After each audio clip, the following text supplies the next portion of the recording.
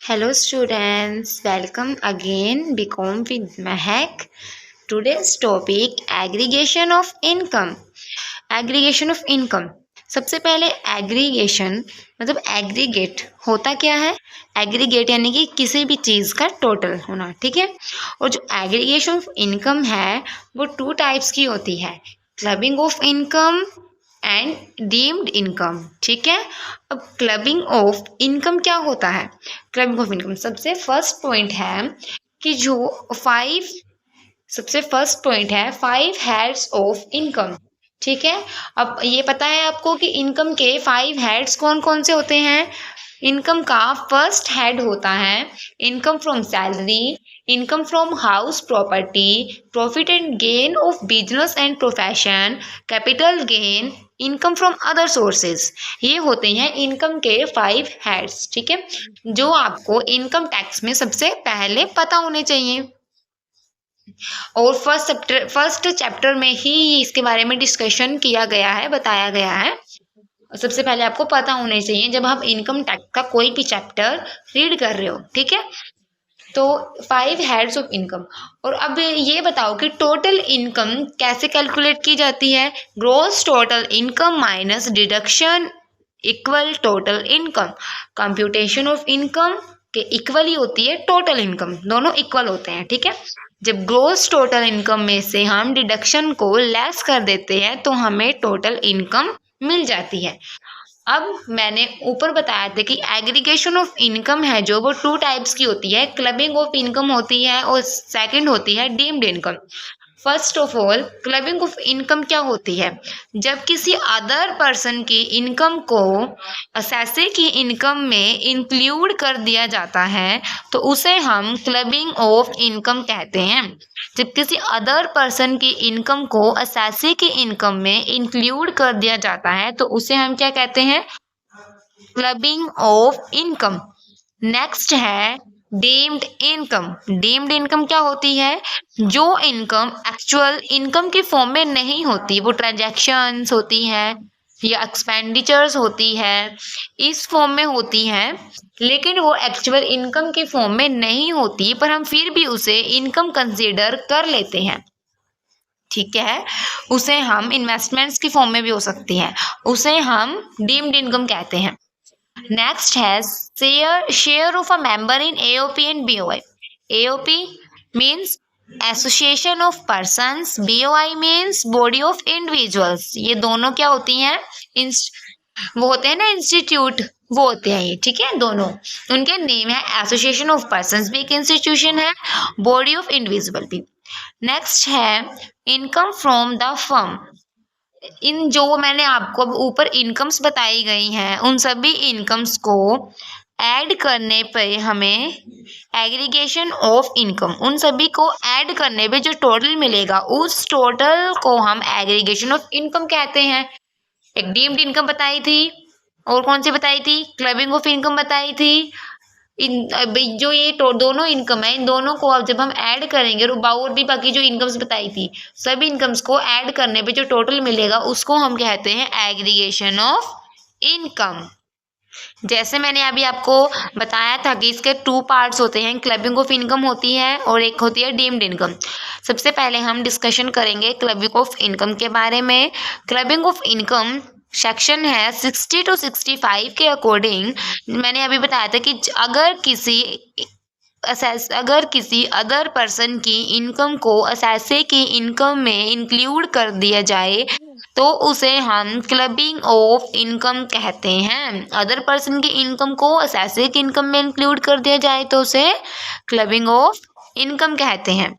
Next है income tax act provides the following situations.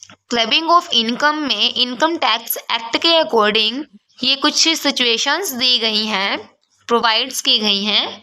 देखो first है transfer of income without transfer of assets.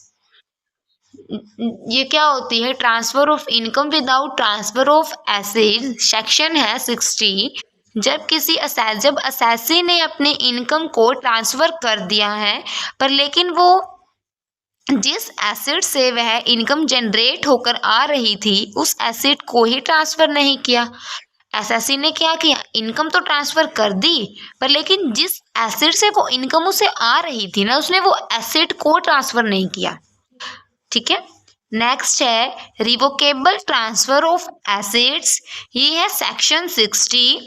Revocable of transfers, transfer क्या होती है, revocable of transfer क्या होता है, जब कोई ट्रांसफर कर दिया जाता है फिर उसे कैंसिल कर दिया जाए। ठीक है, उसे हम रिवोकेबल ऑफ ट्रांसफर कहते हैं। और एसेट्स को ट्रांसफर कर दिया है, ठीक है, बोला था ना मैंने ऊपर, जो जब उसने अपनी इनकम तो ट्रांसफर कर दी फर्स्ट पॉइंट में, लेकिन उसने एसेट्स को ट्रांसफर नहीं किया। इसमें रिवोकेबल ट्रांसफर, जब कोई ट्रांसफर कर दिया जाए फिर उसे कैंसिल कर दिया जाए। आप जब एसेट्स को ट्रांसफर कर रहे हैं तो उसकी 2 कंडीशंस होती हैं। फर्स्ट कंडीशन है प्रोविजन फॉर रीट्रांसफर, एसेट्स को अभी ट्रांसफर कर सकते हैं, परंतु 1 ईयर के बाद अगर यह एसेट्स हमें वापस ट्रांसफर की जाएगी तो। एसेट्स को ट्रांसफर तब करेंगे जब 1 ईयर कंप्लीट होने के बाद उस एसेट्स को हमें वापस ट्रांसफर किया जाएगा तो। और वो हम कितने टाइम के लिए करेंगे, कोई स्पेसिफिक टाइम पीरियड फिक्स किया जाएगा और सिर्फ उस टाइम के लिए हम एसेट को ट्रांसफर करेंगे। ठीक है, नेक्स्ट है right to re assume power. Transferee जब अपनी मर्जी से कभी भी एसेट को टेक ओवर कर सकता है, या एसेट अपनी एसेट से होने वाली कोई भी इनकम पर वो पावर को रेज्यूम कर सकता है। जो असेसी है वो अपनी मर्जी से कभी भी एसेट को टेक ओवर कर सकता है या उसकी इनकम पे कभी भी पावर को रेज्यूम कर सकता है। एक सेकंड कंडीशन ये है, इसमें इसको ट्रांसफर किया जाएगा।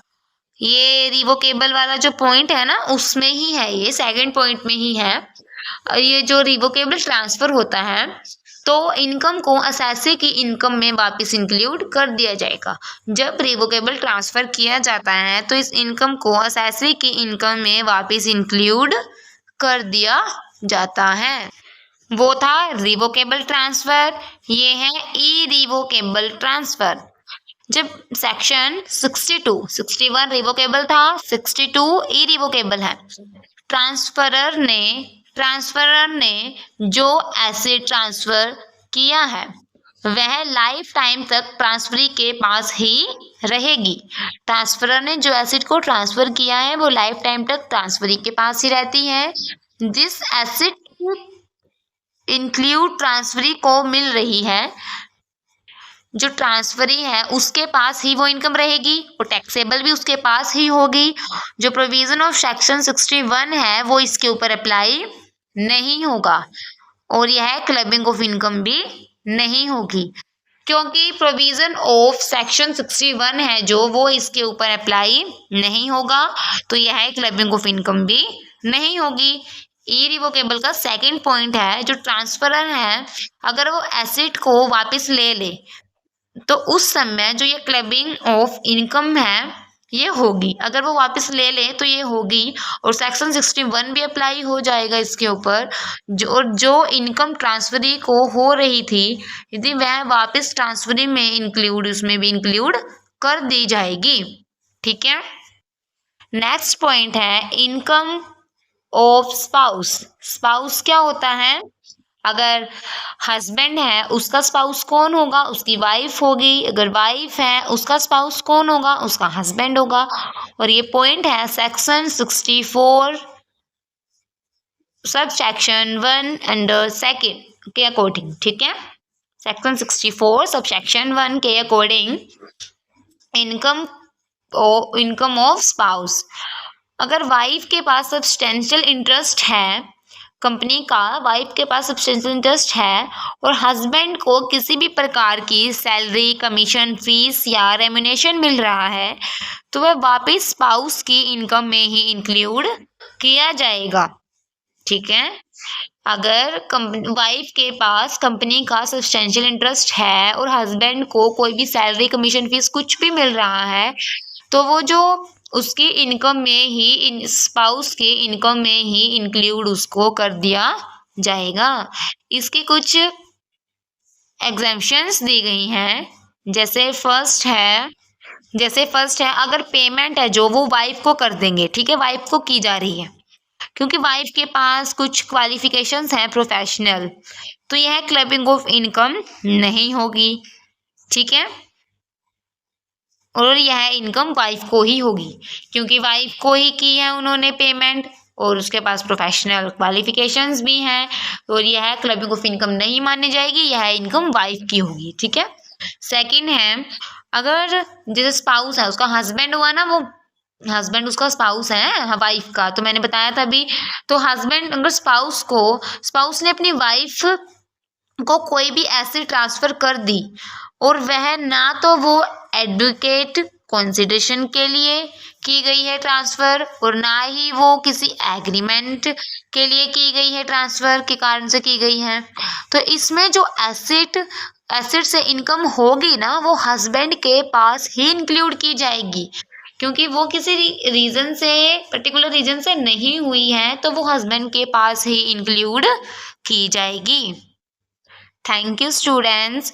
इसके आगे भी बहुत सारे पॉइंट्स हैं, मैं इसके बाद जो नेक्स्ट वीडियो डालूंगी आप उसमें, चाहे इस वीडियो को देखने के बाद उसमें आप चेक कर लेना, इसके आगे वाला नेक्स्ट पॉइंट मैं उसमें डालूंगी। Thank you.